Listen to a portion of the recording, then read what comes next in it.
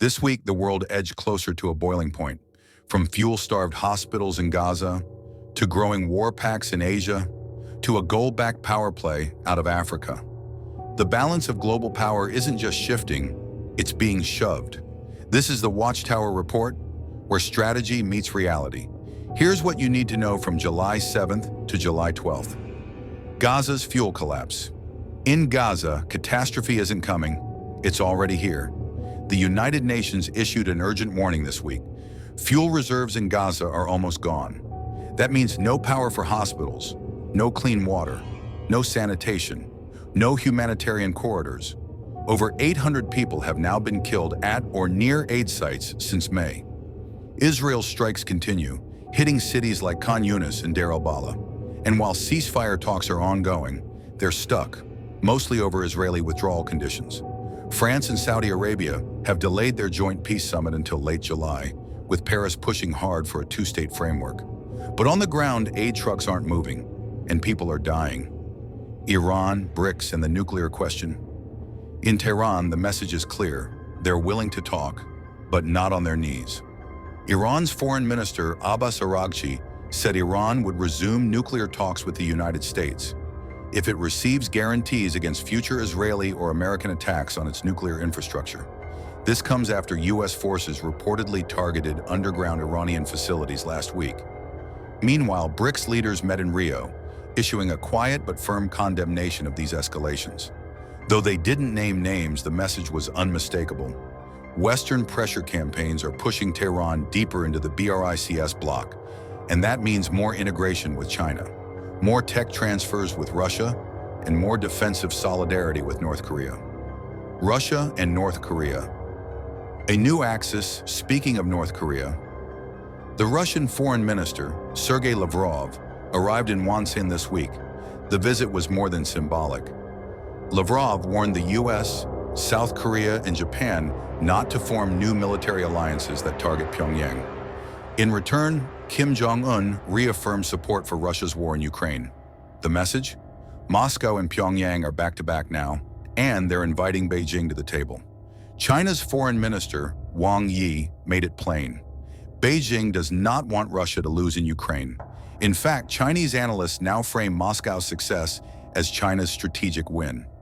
This emerging triangle, Russia, China, North Korea, isn't just military, it's economic, it's ideological, and it's rapidly becoming formal.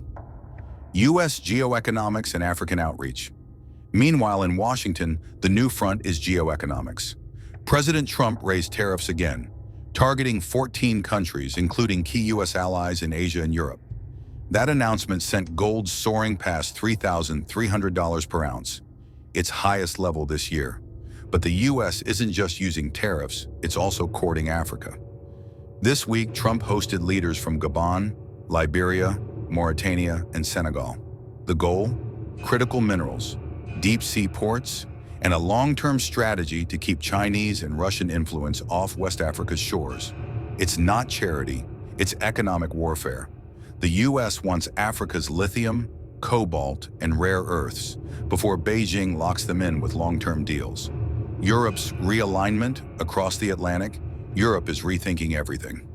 French President Emmanuel Macron stood in London this week and declared that Europe must end its dependency on both the United States and China. He called for a new entente with the UK, focusing on border control, energy independence, and a joint push for peace in Gaza. At the same time, Italian Prime Minister Giorgia Meloni hosted a major summit for Ukraine recovery.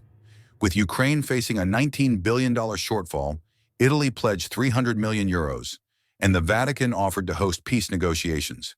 It's a subtle but important shift. Europe is starting to act like its own power center again. Whether it can stay unified is another question. ASEAN flashpoints and diplomatic risks. Next stop, Southeast Asia. U.S. Secretary of State Marco Rubio arrived in Malaysia this week for the ASEAN summit, where he's expected to meet Sergei Lavrov face-to-face. On the agenda, Ukraine, Taiwan, energy security, and cyber threats. But this meeting isn't just about diplomacy, it's about optics. Rubio will be walking a tightrope between confrontation and containment, with both China and Russia watching every word. In this region, miscalculation is always just one handshake away. Myanmar war and regional unrest. In Myanmar, the civil war continues to rage. On July 12th, anti-junta resistance forces captured a Myanmar army camp in Shin State. Drone-assisted guerrilla fighting has intensified, forcing hundreds of refugees to flee into Thailand. Meanwhile, in Africa, the DRC-Rwanda peace accord signed in late June is now entering its implementation phase. But not all is well. Armed groups like M23 were excluded from the agreement. Without broader buy-in, the fragile ceasefire could shatter in weeks. Expect Washington to step in, quietly or not. Global trends, geoeconomics rising. Beyond the headlines, a deeper trend is taking shape. The Financial Times reports a major global shift from geopolitics to geoeconomics. Nations are moving away from traditional military alliances and toward tariff walls, sanctions networks, and tech sovereignty. It's a new Cold War. But instead of missiles, it's metals. Instead of tanks, it's trade routes. And instead of ideology, it's supply chains. The BRICS summit this week made that clear. Their message?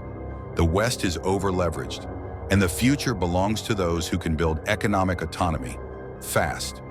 So what does it all mean? Gaza is burning. Iran is buying time.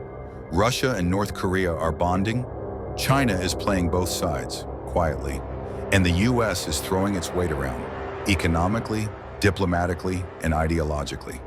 The old world order is fraying, and the new one? It's still being shaped in fuel tanks, factory floors, and forgotten borderlands.